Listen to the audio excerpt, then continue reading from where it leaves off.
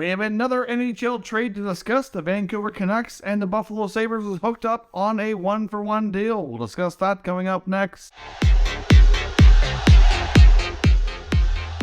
So welcome back to another video here at Top Shelf Hockey. As I mentioned, we have yet another NHL trade ahead of the NHL Trade Deadline to discuss here tonight. This one's not a substantial deal, but it's still a deal nonetheless that could have future impact for both clubs. So the Vancouver Canucks have traded defenseman Riley Stillman. Of course, he's a 24-year-old left shot D who they had acquired from Chicago earlier before the season for Jason Dickinson. So obviously that trade hasn't really worked out the greatest. I don't think that's fair to say.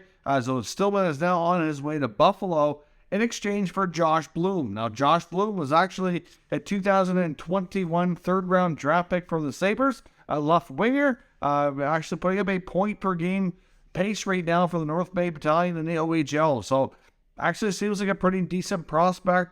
Hard to say how high-end his potential or ceiling is at the NHL level. Only time will tell once he has more time to develop. But either way, the Canucks move a defenseman out, and they have a nice prospect coming in to build their prospect pool for the future. So like I said, that trade for Stillman coming in exchange for Jason Dickinson hasn't really worked out the greatest. Stillman, before that, started with the Florida Panthers, so he's on, already on to a few teams here: Florida, Chicago, Vancouver, now on to Buffalo, his fourth NHL team at age 24. And Josh Bloom was just drafted 2 summers ago, and obviously still has time to work his way up the ranks. So a small trade, but it could work out for Buffalo. They're obviously in the midst of a playoff push, trying to secure a wildcard spot and get into the playoffs for the first time in several years. So Buffalo, Detroit, Ottawa's got a back-to-back with Detroit tonight and tomorrow night, which is crucial. It'll either push Detroit up further into the position to secure a spot,